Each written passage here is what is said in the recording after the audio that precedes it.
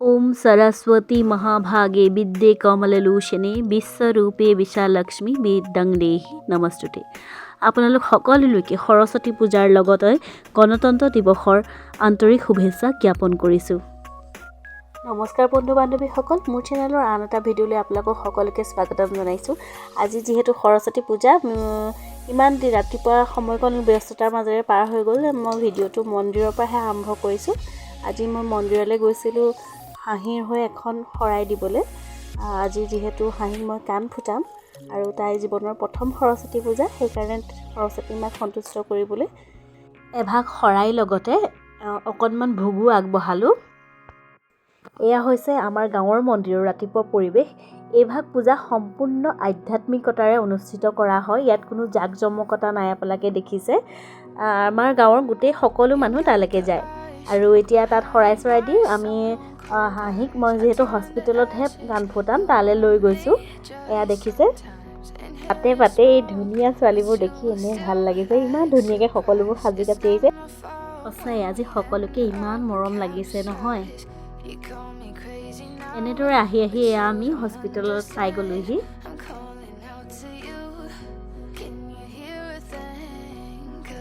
এয়া আমি হস্পিটেল পাই গ'লোহি আৰু গান ফুটাবলৈ বহি আছোঁ। ভয় কৰিবা নি তুমি?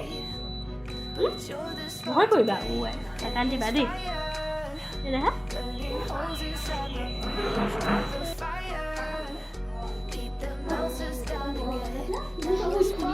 হাঁহি হাঁহি তাই কাণ ফুটাওঁতে প্ৰথমতে কন্দা নাছিলে, তাৰপিছত ইমান কান্দিলে মানে মোৰ একদম কলিজাখন ফাটি গৈছে। মানে কি সঁচাকৈ ল'ৰা ছোৱালীয়ে কান্দি থাকিলে কিন্তু সহ্য কৰাটো বৰ টান ন।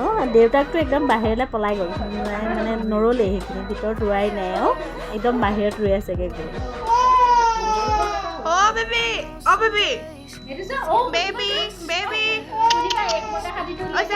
एक मोटा हाथी घूमने चली।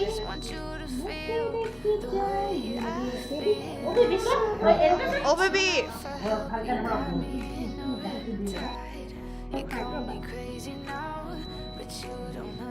আহি কাণ ফুটুৱাই পেলাই মনে মনে থকাৰ পিছত তাৰপিছত ভাবিলোঁ কি সাহস হৈছে নাজানো। আগতে মই ওপৰত কাণ ফুটাম বুলি সদায় ভাবোঁ, কিন্তু নোৱাৰিলোঁ। এইবাৰ একদম যথেষ্ট সাহস কৰি মই ওপৰত কাণ ফুটালোঁ। অলপ ভয় লাগিছিলে, হ'লেও আৰু পিন্ধিম বুলি ভাবিলোঁ যেতিয়া পিন্ধিলোঁ। এয়া কাণ চান ফুটাই আজৰি হৈ গ'লোঁ। অংকিত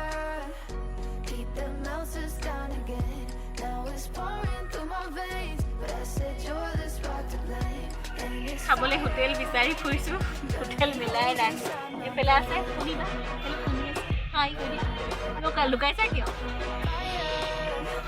এয়া সৰস্বতী লৈ আহিছোঁ।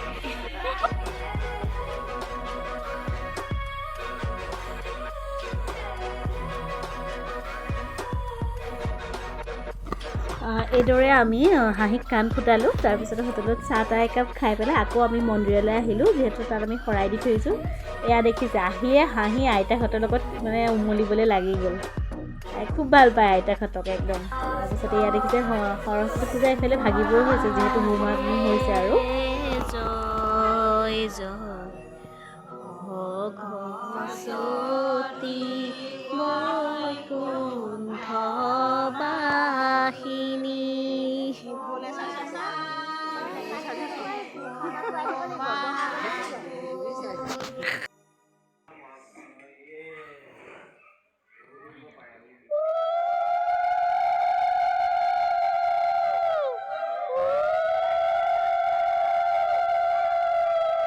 এয়া হোমাগ্নিত পূৰ্ণাহুতি দিয়াৰ পিছত পূজা ভাগিব অলপ দেৰি পিছতে আৰু।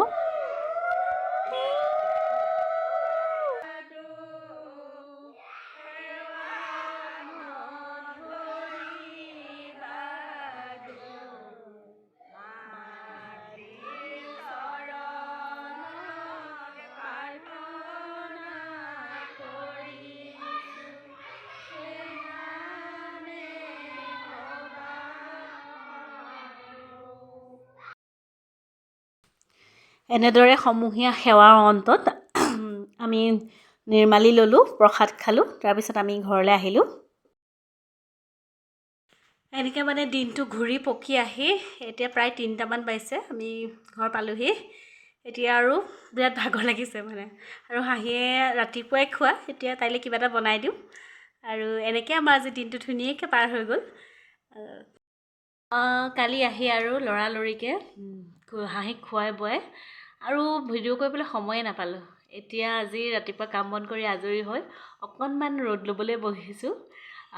হাঁহি শুইছে। আৰু কথা হ'ল কি, মই আপোনালোকৰ লগত কালি কথা পাতিম বুলি ভাবিলোঁ, পিছে সময় নাপালোঁ। আজি কথা পাতিবলৈ আহিছোঁ। এতিয়া মানে কি হৈছে, সৰস্বতী পূজাৰ দিনাখন আমাৰ অসমীয়া মানুহে কিয় কাণ ফুটায়? আপোনালোকৰ কিবা জানে নেকি? মই বহুতো কালি বিচাৰিলোঁ। কালি ভিডিঅ'টো মানে ক্ল'জ কৰিম বুলি সামৰিম বুলি ভাবিছিলোঁ, পিছে সামৰিবলৈ থাকি গ'ল। আৰু মানে মই এই কথাটো বিচাৰি ফুৰিছোঁ, সুধি ফুৰিছোঁ যাক তাক, কি হৈছে, কিয় মানে এনে কাণ ফুটালে কি ভালনো, কি হয়। তাৰপিছত বহুতখিনি লোকক সুধিলোঁ। তাৰপিছত মই অলপমান নেটতো ৰিচাৰ্চ চালোঁ, মানে পঢ়িলোঁ। তেতিয়া গম পালোঁ সৰস্বতী পূজা মানে পঞ্চমী তিথি এটা খুব শুভ তিথি হয়। আৰু যিহেতু বিদ্যাৰ লগতে সৰস্বতী দেৱী শ্ৰী অৰ্থাৎ চেহেৰাৰো দেৱী, চেহেৰা মানে সৌন্দৰ্যৰ দেৱী বুলি আমি তেওঁলোকক ক'ব পাৰোঁ। আৰু আমাৰ লোকবিশ্বাসত প্ৰচলিত হৈ আছে যে মানে যদি সৰস্বতী পূজাৰ দিনা অৰ্থাৎ পঞ্চমী তিথিত যদি কাণ ফুটায়, তেতিয়াহ'লে ছোৱালীজনী কি হয়, তেতিয়া মানে অকালতে বিধৱা হোৱাৰ নহয় বুলি মানে তেওঁলোকে সকলোৱে বিশ্বাস কৰে। আৰু অকল ছোৱালীয়ে নহয় দেই, ল'ৰাবিলাককো কাণ ফুটাব লাগে বোলে সেইদিনা।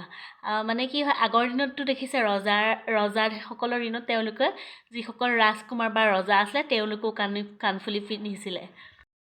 আৰু ল'ৰাসকলৰ কাণ ফুটোৱাত মানে এটা কিবা চাইণ্টিফিক এটা ৰিজনো আছে বোলে।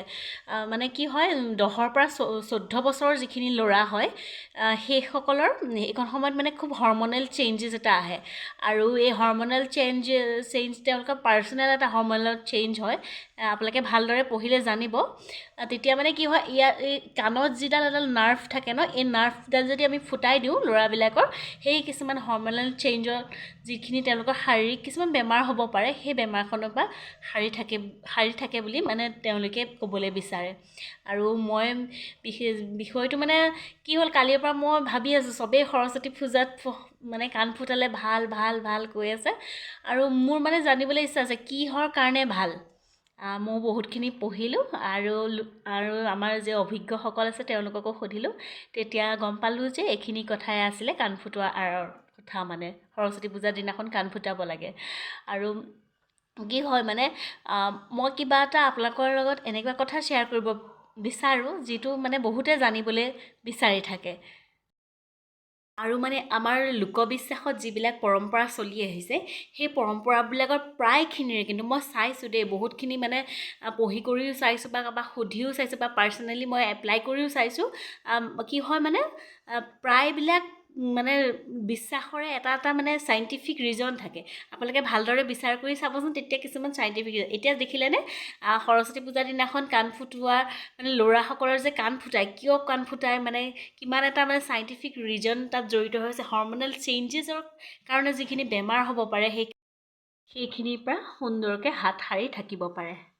গতিকে আজিলৈ ভিডিঅ'টো ইমানতে সামৰণি মাৰিছোঁ। আৰু আপোনালোকে যদি মোৰ ভিডিঅ'বোৰ চাই ভাল পাইছে, তেতিয়াহ'লে প্লিজ মোক চেনেলটো লাইক, কমেণ্ট এণ্ড শ্বেয়াৰ কৰি দিব। Thank you. আজিলৈ আহিছোঁ। Bye bye.